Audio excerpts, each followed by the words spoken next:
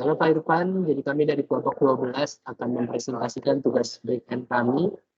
Dan ya, kami ingin memperkenalkan diri. Di sini ada Ricky Fernando dengan NIM 535220059 dan saya sendiri Devatska Uzielta Mardanus dari NIM 535222009 dan juga Hanfin Aditya dari NIM 535220098. Di sini latar belakangnya kami mempersembahkan sebuah platform web inovatif yang bertujuan untuk membantu para ideator merelasikan ide-ide brand mereka tanpa dukungan finansial yang memadai. Dengan konsep revolusioner, platform ini tidak hanya menjadi tempat untuk menjual ide, tetapi juga sebagai wadah untuk berkolaborasi, berbagai pengetahuan, dan memperluas jaringan antara ideator dan investor. Melalui platform kami, ideator dapat mengunggah deskripsi lengkap tentang ide atau proyek mereka, menyertakan detail tentang potensi pasar, model bisnis, perkiraan keuntungan, dan kebutuhan finansial. Sementara investor dapat menyalurkan ide yang menarik bagi mereka, melakukan analisis risiko dan potensi keuntungannya, dan kemudian memilih proyek yang ingin mereka dukung.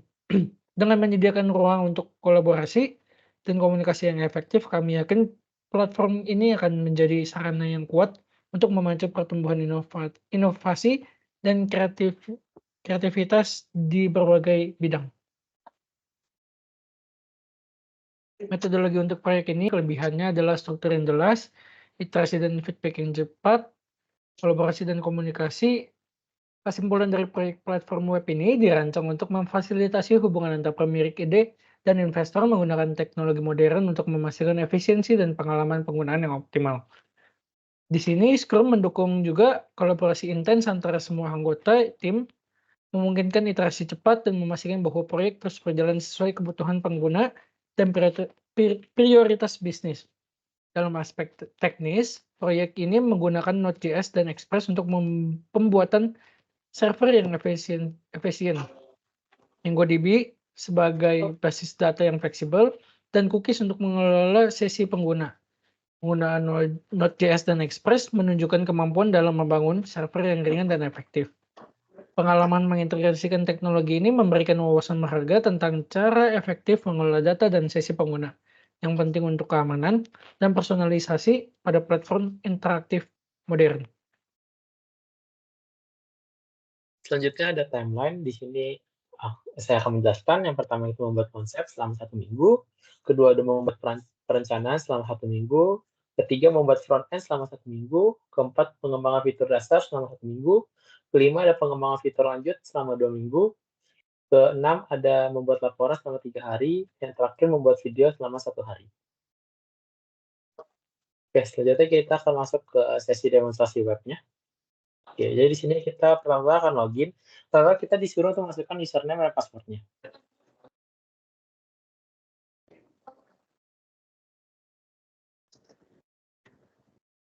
Nah, jika password dan username tidak terdaftar, maka tidak akan bisa masuk. Maka kita kasih up dulu. Di sini dia meminta untuk masukkan username, password, dan config passwordnya.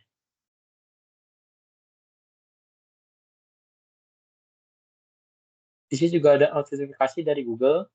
Jika sudah, kita akan langsung masuk ke login page. Masukkan yang tadi sudah kita daftarkan, masuk ke login. Jadi sekarang kita ada di homepage dan di sini ada pilihan feature dan juga investor. Kita akan terlebih dahulu ke feature terlebih dahulu. Nah, di sini kita bisa menyalurkan ide kita. Yang pertama di sini kita tentunya harus mengisi namanya terlebih dahulu. Di sini saya akan menggunakan nama teman saya yaitu Ricky Fernando. Nah, dan di sini saya akan memasukkan nomor teleponnya. Kita memasukkan nomor teleponnya di sini mulai dari angka 8. Jadi ya kita di sini nomor teleponnya itu berbasis dari Indonesia, jadi plus 62 depannya. Kita hanya perlu memasukkan 8-nya saja, tidak perlu kosongnya juga. Jadi seperti ini. Nah, untuk idenya sendiri bebas. Di sini boleh judulnya saja atau menggunakan instruksi, tapi akan lebih jelas untuk judulnya saja. Contohnya seperti ini, membuat project machine learning. Nah, untuk dana yang dibutuhkan sendiri di sini, kita hanya perlu memasukkan misalnya yang dana kita butuhkan 12 juta. Nah, 1, 2, 3, 4, 5, dan 6. Kita akan submit. Nah, jika sudah terrefresh seperti ini, dia akan kembali terrefresh seperti ini. Jadi datanya itu sudah masuk ke dalam MongoDB-nya. Gitu. Kalau kita, nah, jadi udah ada dana yang 12 juta itu. Nah, dana 12 juta itu akan masuknya kemana nanti? Nah, di sini kita bisa langsung ke investor. Nah, di investor ini kita akan muncul beberapa tabel-tabelnya di sini. Untuk yang pertama, mungkin kita akan mencari, di sini kita akan mencari tahu dulu CRUD-nya terlebih dahulu, apa saja sih yang kami sediakan lewat CRUD ini. Yang pertama adalah search engine. Nah, di sini search engine kita bisa mencari nama. Contohnya nama Devansta. Nama saya sendiri. Oke, saya search dan yang akan muncul tetap Devansta dan nama Ricky Fernando di sini menghilang. Tapi kalau misalnya kita nyari Ricky Fernando di sini, ya, kita yang akan muncul mungkin nama Ricky dan nama saya yang akan hilang gitu. Jadi untuk search engine sendiri di sini aman, dan kalau misalnya kita search kosong, dia akan kembali ke tampilan awal. Nah, untuk remove di sini kita akan menghilangkan nama Devansta dari sini dan dari database juga. Jadi dari database dia akan menghilang. Seperti ini contohnya. Oke, are you sure? Oke. Dan oke, data sudah di remove dan hanya ada namanya Ricky Fernando di sini. Setelah kita remove pula di sini juga, jadi hanya data dari Ricky Fernando saja. Nah, untuk di sini kita bisa investasi. Kita bisa pilih nominal pembayaran. Di sini kan 12 sekitaran harganya itu 12 juta. Kita coba. Nomor rekeningnya sendiri bisa pakai nomor rekening yang kita punya gitu. Untuk PIN-nya sendiri kita masukkan sesuai dengan PIN dari bank yang kita punya. Setelah itu kita klik pay dan akan muncul pop-up seperti ini, pembayaran berhasil dan oke. Oke, jadi kali ini di sini kita akan menjelaskan codingannya, dan untuk login dan sign up sendiri sekarang akan dijelaskan oleh teman saya yaitu Ricky Fernando. Oke, jadi login sendiri seperti biasa kita butuh style untuk front end dari web login. Jadi kita masuk ke body. Nah, di body ini kita terdapat class. Class-nya itu terdapat form yang berisi 2 inputan, yaitu username dan password. Dan juga di sini terdapat untuk sign up jika Anda tidak mempunyai account. Lalu juga ada error message jika muncul jika inputan tidak diisi saat disubmit. Terus ada di bagian bawah ada JavaScript-nya, yaitu ada event listener. Script ini mengatur untuk memicu fungsi clear input selama 5 ms, yaitu jadi setiap kita input terus username-nya tidak terdaftar, itu langsung ke hapus semua yang tadi kita isi gitu. Dan inputan dari error message-nya. Terus yang paling bawah itu ada script bootstrap, yaitu script tambahan dari bootstrap untuk akhir body atau opsi yang digunakan. Selanjutnya. Jadi sama, di sini ada yang di sign up, itu terdapat style untuk front end-nya.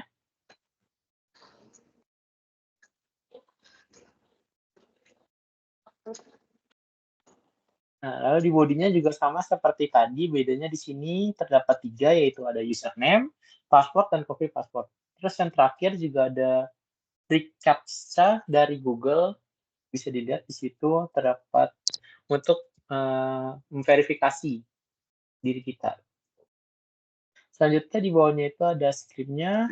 Di script ini untuk seperti biasa mengkonfirmasi bila tidak diisi box-nya, lalu juga ada informasi jika account sudah dibuat.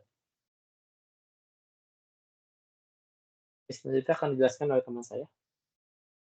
Oke, jadi sekarang saya akan menjelaskan bagian feature yang tadi sudah saya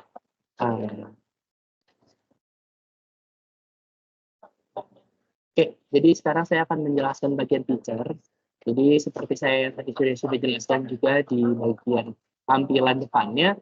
Nah, di bagian sendiri-sendiri dari mulai style dan body kami satukan, dan di bodinya sendiri di sini tuh hanya ada seperti ada beberapa from group yang terdiri dari label untuk menandakan ini tuh apa, dan juga ada input type-nya. Input type-nya di sini tuh untuk memasukkan, di sini ada input type nama, ada input type nomor HP, dan juga untuk input type text area. Jadi ini text area itu ukurannya lebih besar daripada input type sendiri, dan ada juga form group untuk membutuhkan dana yang dibutuhkan itu berapa, dan juga button submit. Nah, jadi nanti dari sini itu akan dihubungkan langsung ke server JS. Tapi sebelum saya menjelaskan ke server JS, saya akan menjelaskan terlebih dahulu ke investor tadi. Nah, di sini sama seperti yang teman saya juga udah katakan, di bagian style ini itu untuk bagian front end-nya. Nah, sekarang kita akan ke bagian body-nya. Di sini ada judulnya sendiri, dan di sini tuh ada tabelnya. Jadi tabel ini menandakan kita menggunakan tabel, sistem tabel. Ada nomor, nama, nomor telepon, ID, dana, dan nominal bayar, dan action. Dan juga di sini tuh ada pengambilan untuk datanya dari database. Ya, kira-kira seperti ini. Dan juga di sini ada bagian pop-up-nya. Dan di sini bagian pop-up, action container-nya. Dan di sini untuk bagian pop-up-nya seperti tadi yang bagian pembayaran itu menggunakan sistem pop-up, menggunakan sistem seperti ini. Dan di sini ada beberapa script-nya seperti search function-nya. Jadi untuk search bar-nya itu yang bisa mencari nama-namanya supaya tidak double atau seperti apa. Dan bisa lebih akurat menggunakan script seperti JavaScript seperti ini. Terus ada remove function yang bisa menghilangkan datanya sendiri. Itu tuh menggunakan remove function seperti ini. Terus juga ada fungsi untuk pop-up-nya, karena tadi kita menggunakan sistem pop-up di bagian sini. Jadi kita menggunakan sistem pop-up seperti ini. Terus ada verify payment di sini. Terus ada bagian pop-up-nya juga. Ini masih bagian pop-up. Dan di sini tuh ada bagian pin, yang pin-nya itu adalah 123456. Kalau misalnya selain itu salah. Nah, selanjutnya itu bagian server. Nah, kita tuh menggunakan servernya, ports-nya itu sendiri 3000. Nah, untuk requirement-nya, express-nya, mongoose-nya semuanya itu sudah terdaftar dengan baik. Jadi tinggal bisa kita run saja gitu. Nah, mulai dari sini string yang dimasukkan ke mongoose sendiri itu MongoDB-nya adalah nama, phone, hadiah, dan funding string. Nah, bisa kita lihat di sini juga nih di bagian feature, sesuaikan dengan apa yang masuk dalam datanya, jadi aman. Untuk di sini sendiri tuh ada bagian post, jadi ini untuk menarik datanya, untuk menyimpan datanya di bagian ini. Nah, di sini tuh ada bagian save-nya. Di sini juga ada bagian delete. Jadi untuk bagian delete dari investor yang tadi yang saya sudah jelaskan di bagian JavaScript-nya, dan di sini tuh dihubungkan ke MongoDB-nya supaya data di MongoDB-nya pun ikut menghilang. Nah, di sini untuk mendapatkan data dari MongoDB-nya sendiri di bagian investor, gitu. Untuk menampilkan data yang ada di tabel investor. Nah, untuk sendiri di sini tuh untuk setup IJS-nya sendiri.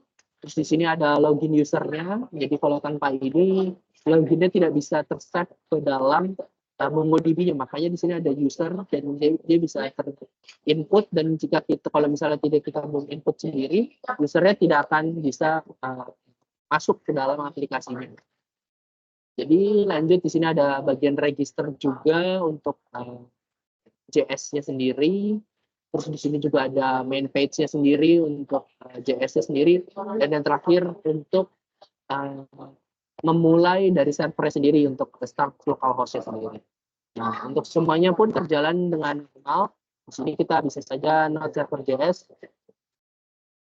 Mungkin kita harus ganti menjadi, karena di sini kan tabrakan, jadi kita harus ganti jadi itu mungkin. Nah, di sini udah aman. Kalau bisa kita buka bagian sini. Nah, dia sudah aman dan tidak ada kendala sama sekali. Ya, sekian dari kelompok kami. Kira-kira penjelasannya, bila ada kesalahan kata kami mohon maaf.